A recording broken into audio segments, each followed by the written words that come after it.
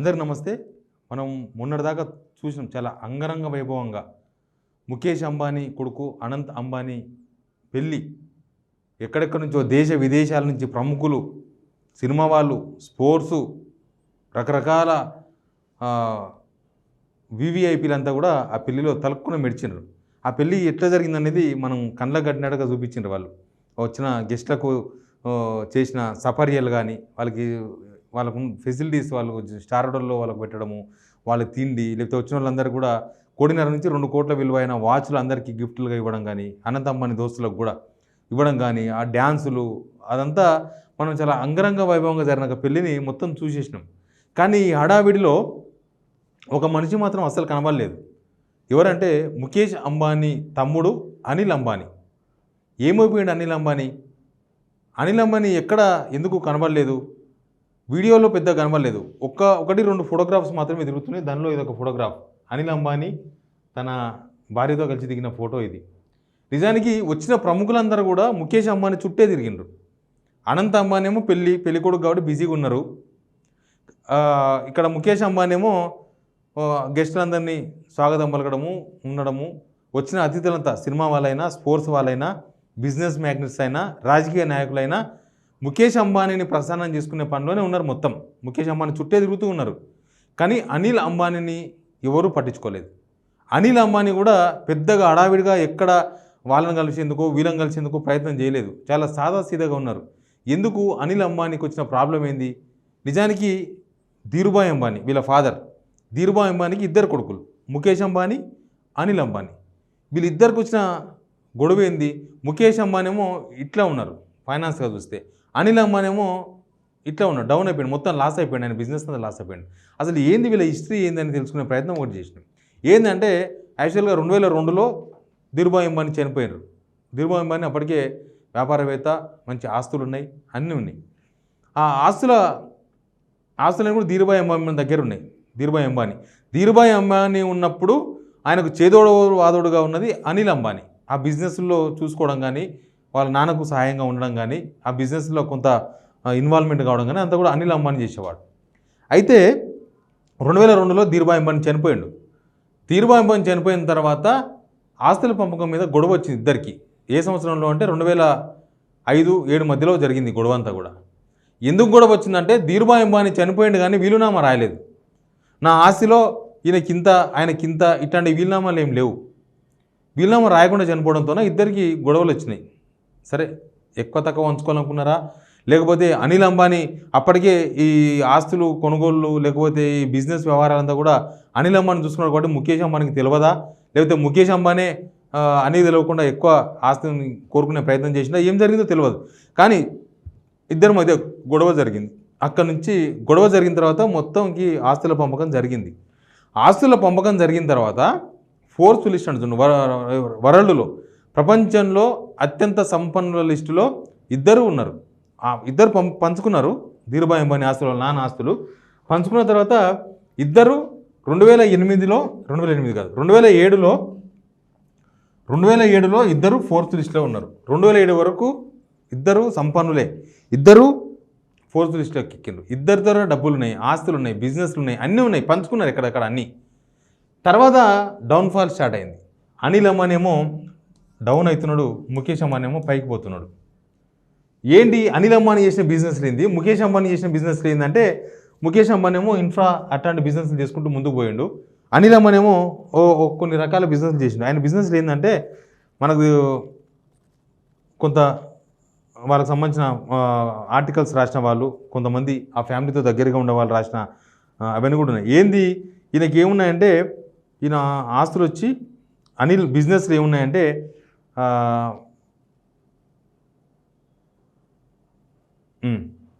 విదేశీ పెట్టుబడుల్లో మార్కెట్లో పెట్టుబడులు పెట్టడం, విదేశీ మార్కెట్లో పెట్టుబడులు పెట్టినట్ట. తర్వాత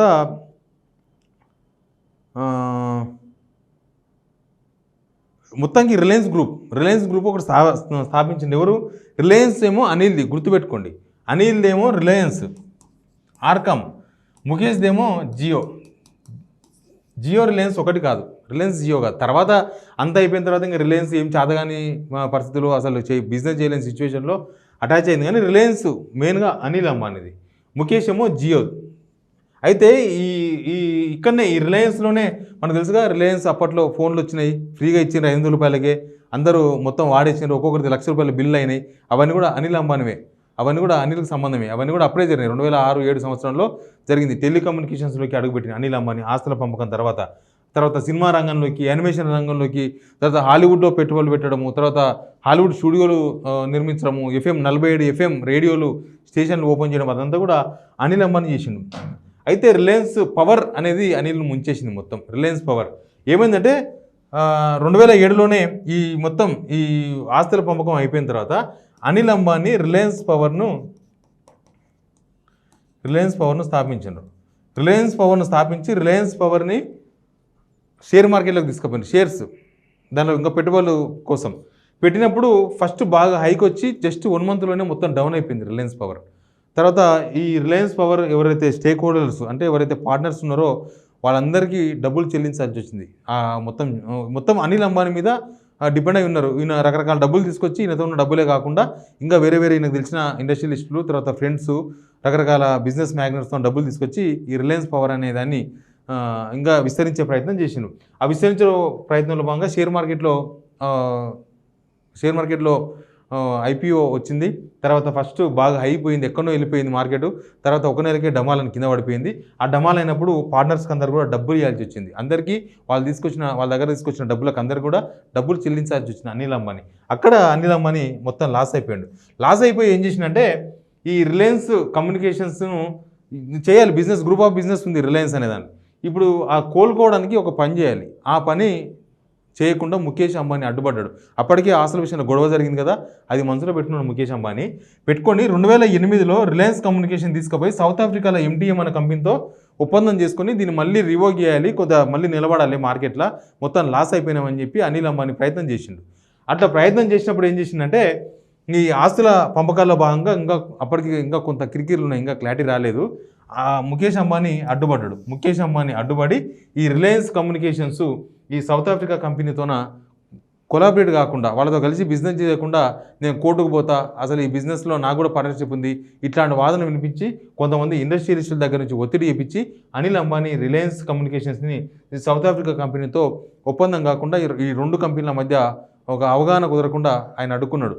అప్పుడు పతనం స్టార్ట్ అయింది, అనిల్ అంబానీ పతనం స్టార్ట్ అయింది. అప్పటికే మొత్తం లాస్ అయి ఉన్నాడు. కనీసం వీళ్ళతో కొద్దిగా మార్కెట్ చేద్దాం, వాళ్ళతో కలిసి బిజినెస్ చేద్దాం అనుకుంటున్న మూమెంట్లో అప్పుడు అనిల్ అంబానీ మొత్తం పార్ట్నర్స్కి అంతా డబ్బులు ఇచ్చేసిన తర్వాత డబ్బులన్నీ అనిల్ అంబానీతో బిజినెస్ చేయడానికి ఎవరు రాలేదు ముందుకు. ఎందుకంటే మొత్తం లాస్ అయిపోయిండు అని మార్కెట్ అంతా కూడా కోడే కూసింది. అప్పుడు ఈ సౌత్ ఆఫ్రికా కంపెనీతో పెట్టుకునే ప్రయత్నం చేస్తే అది కూడా కానియలేదు, లాస్ట్కి మొత్తానికి లాస్ అయిపోయాడు. ఇక ఆయన ప్రస్థానం ఎట్లా జరిగిందంటే గొడవ జరిగింది, రిలయన్స్ పవర్ షేర్స్ డమాల్ అనిపోయినాయి. తర్వాత హాలీవుడ్లో పెట్టిండు. 2013లో ముఖేష్ జియో వచ్చింది. 2013లో జియో వచ్చింది. మొత్తం లాస్ అయిపోయింది. ఇంకా అనిల్ దగ్గర ఏమీ లేదు. అనిల్ వ్యవస్థ మొత్తం కుప్పకూలిపోయింది, ఆర్థిక వ్యవస్థ కుప్పకూలినప్పుడు ఈయన జియో పెట్టాలనుకున్నారు. 2013లో 16లో వచ్చింది జియో మార్కెట్లోకి. కానీ 2013లో ఈ రిలయన్స్కు సంబంధించిన ఈ ఉంటాయిగా టవర్స్ అప్పటికే ఉన్నాయి, రిలయన్స్ సంబంధించిన మొత్తం విస్తరింపజేసింది. మొత్తం అప్పటికే వ్యాపారం అంతా ఇక్కడ దగ్గర అయిపోయింది. బట్ ఇన్ఫ్రాస్ట్రక్చర్ అంతా ఉంది వాళ్ళకి సంబంధించింది. వాటి మధ్య కొద్దిగా ఒప్పందం చేసుకొని కొంత అనిల్ అంబానీకి కొంత డబ్బులు ఇచ్చింది ముఖేష్ అంబానీ. తర్వాత మధ్యలో ఒకసారి ఎరిక్సన్ స్వీడన్ కంపెనీ ఉంటుంది, అప్పట్లో ఫోన్లో వచ్చేది ఎరిక్సన్ అని. ఆ స్వీడన్ కంపెనీతోన ఆ రిలయన్స్ ఈ రిలయన్స్ ఈ కమ్యూనికేషన్స్ ఉన్నప్పుడే ఏదో ఒక బిజినెస్ ఒప్పందం జరిగింది ఇద్దరికి. జరిగి అక్కడ కూడా లాస్ అయిపోయి దాదాపు 1500 కోట్ల రూపాయలు ఇవ్వాల్సి వచ్చింది. ఎవరు? అనిల్ అంబానీ ఆయనకు ఇవ్వాల్సింది. కోర్టు కూడా పోయినరు. కోర్టులో ఒక డెడ్ లైన్ పెట్టినరు, పలానా డేట్లోపు నువ్వు డబ్బులు కట్టకపోతే శిక్ష ఖరారు అవుతుంది, ఇంకా తీర్పు వచ్చేస్తుంది అన్న టైంలో ఆ స్వీడన్ కంపెనీకి లాస్ట్కి మళ్ళీ ముఖేష్ అంబానీ 600 కోట్ల రూపాయలు ఇచ్చి ఆపిరు. ఎనివే ఇదంతా ఎందుకు చెప్తున్నానంటే అనిల్ అంబానీ మొత్తానికి లాస్ అయిపోయాడు. ఇద్దరు ఇట్లా అయిపోయాడు. ముఖేష్ అంబానీ పైకి పోయాడు, అనిల్ అంబానీ కిందికి వచ్చిండు. ఇంకా ఇప్పుడు డబ్బుల దగ్గర విలువ ఎట్లా ఉంటుంది, డబ్బులు లేని విలువ ఎట్లా ఉంటుంది? నిజానికి ముఖేష్ అంబానీ, ధీరుభాయ్ అంబానీ కుటుంబం అంటేనే బాగా అంబానీలా, మీరేమైనా అంబానీలా అని అడుగుతారు. నువ్వు అంబానీ కొడుకువా, అంబానీ బిడ్డవా అని మాట్లాడతారు మన ఇంట్లో. కాబట్టి ఈ ముఖేష్ అంబానీ బిడ్డలందరూ ఒకలాగా లేరు. ముఖేష్ అంబానీ ఏమో టాప్లో ఉన్నాడు, అనిల్ అంబానీ ఏమో డౌన్లో ఉన్నాడు. అనిల్ అంబానీని ఈ పోయిన సెలబ్రిటీస్ ఎవరు కూడా కనీసం పట్టించుకోలేదు. ముఖేష్ అంబానీ బిజీగా ఉన్నాడు, అయినా సరే ఆయన చుట్టే తిరిగే ప్రయత్నం చేసిండ్రు. కానీ అనిల్ అంబానీని మొత్తం సైడ్ చేసేసిండ్రు. అనిల్ అంబానీ అంతా కూడా ఏదో ఒక అనామకుల్లాగా, ఆయనకేం సంబంధం లేనట్టుగా, ఇదేదో ఎవరింట్లోనో ఒక ఫంక్షన్కి వచ్చినట్టుగా ఒక మూల కూర్చుండే పరిస్థితి అక్కడ వచ్చింది తప్ప ఆయన వచ్చి ఒక యాక్టివ్గా అందరిని కలిసి అందరూ మా ఇంట్లో పెళ్ళి అని చెప్పే పరిస్థితి లేకుండా పోయింది. ఎందుకంటే వచ్చిన గెస్టులు అందరూ కూడా అనిల్ అంబానీని ఎవరు పట్టించుకుంటలేరు, అంతా ముఖేష్ అంబానీ చుట్టే ఉన్నారు.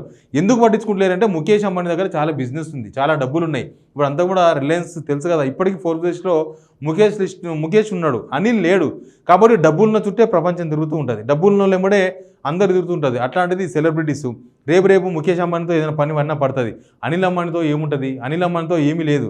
అనిల్ అంబానీ డబ్బులు లేవు, బిజినెస్లు లేవు. అనిల్ అంబానీ ఇంకొక బిజినెస్ చేసే పరిస్థితుల్లో లేడు. కాబట్టి అనిల్ అంబానీతో ఎవరు కలిసే ప్రయత్నం చేయలేదు. అనిల్ అంబానీ మొత్తానికి సైడ్ చేసిన డబ్బులు లేని వాళ్ళని ఎవరు పట్టించుకోరు అని చెప్పడానికి అనిల్ అంబానీ అక్కడ ఒక పెళ్లిలో ప్రత్యక్ష ఉదాహరణలాగా కనిపించిండు. ప్లస్ ముఖేష్ అంబానీ కూడా పెద్దగా అనిల్ అంబానీని ఎక్కడ ఇన్వాల్వ్ చేయడు. ఇంకా ఆయన లాస్ అయిపోయాడు, ఆయన బిజినెస్ ఆయనది అన్నట్టుగా. ఈయన బిజినెస్లో ఇన్ని డబ్బులు ఉన్నాయి కదా, ఇన్ని డబ్బులు ఉన్నా ఇన్ని కోట్ల ఆస్తి చెప్పినాం కదా. ఇండియా మొత్తం కూడా అందరికీ ఇండియా మొత్తం కూర్చొని తింటే అంబానీ ఆస్తి, ముఖేష్ అంబానీ ఆస్తి దాదాపు 3 నుంచి 5 నెలల వరకు వస్తుందంట. ఎవ్వరు జాబులు చేయొద్దు, ఏం చేయొద్దు, అందరూ తినడం, పండుకోవడం, బట్టలు, బంగారం, ఏందో భారతదేశంలో ఉన్న ప్రతి ఒక్కరికి 140 కోట్ల జనానికి తిండి పెడితే ఆయన ఆస్తి 3 నుంచి 5 రోజులు వస్తుందని చెప్పి ఎవరో ఒక వ్యాసం రాసిండ్రు. అట్లా ముఖేష్ అంబానీ దగ్గర అన్ని డబ్బులు ఉన్నాయి, కానీ అనిల్ అంబానీకి ఏమి ఇయ్యరు. అన్నదమ్ములు ప్యాకెటే బామారిది అంటారు కదా, సేమ్ అట్లే ఈయన దగ్గర బిజినెస్లున్నా డబ్బులున్నా ఈయన ప్రియారిటీ వేరే ఉంది. ఇక్కడ డబ్బులు లేవు, ఏమీ లేవు అనిల్ అంబానీ దగ్గర. ఆయనకు వచ్చిన గెస్టులు లేకపోతే వాళ్ళంతా బంధువులు కూడా కనీసం అనిల్ అంబానీ దగ్గరగా కూర్చున్న దాఖలు లేవు. ఆయన ఏదో సపరేట్గా ఆయన భార్యతో కలిసి అటు ఇటు తిరగడము, లేకపోతే ఎక్కడో వెనకాల ఉన్నాడు. కనీసం కెమెరా ముందుకు వచ్చే ప్రయత్నం కూడా చేయలేదు అనిల్ అంబానీ. ఎందుకంటే కెమెరాలంతా కూడా డబ్బులను వచ్చిన సెలబ్రిటీస్ను వాళ్ళని ఫోకస్ చేస్తూ ఉంటాయి ఎప్పుడు. ముఖేష్ అంబానీనో లేకపోతే అనంత్ అంబానీ వాళ్ళ భార్య, తర్వాత వాళ్ళే డబ్బులున్న వాళ్ళ మీదే కెమెరాలంతే, వాళ్ళ బిజినెస్సే కదా, అది వాళ్ళ వీడియోనే కదా. కాబట్టి అక్కడనే ఫోకస్ చేసినాయి.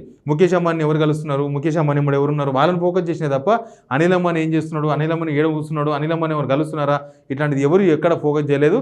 ఎనీవే ఈ పెళ్లి ద్వారా ఏం తెలిసిందంటే డబ్బులు లేకపోతే సమాజంలో విలువ లేదు, డబ్బులు లేకపోతే ఎవడు మీ దగ్గర రాడు, డబ్బు లేకపోతే మీకు మీరే, మాకు మేమే అన్నట్టుగానే ఉంటుంది. అది పేదల ఇంట్లో అయినా, పేదోళ్ళ ఇంట్లో అంటే పేదోళ్ళు కూడా మళ్ళీ ఇట్లా ఉంటాయి, అసమానతలు ఉంటాయి. ఒకే కడుపులో పుట్టిన 2 అన్నదమ్ములు, ఒక ఆయన ఆకాశానికి దిగిండు, ఒక ఆయన పాతాళానికి పోయిండు. చూడండి, అది ఇక్కడున్న పాయింట్. అందుకే డబ్బులకే సమాజంలో విలువ ఉంది. డబ్బులు లేకపోతే పై స్థాయిలో ఉన్న కుటుంబాలైనా, కింది స్థాయిలో ఉన్న కుటుంబాలైనా, మిడిల్ క్లాస్ అయినా, ఎక్కడైనా విలువలు ఇట్లే ఉంటాయని చెప్పడానికి ఇది ఒక సాక్ష్యంగా మిగిలింది. Please subscribe signal TV.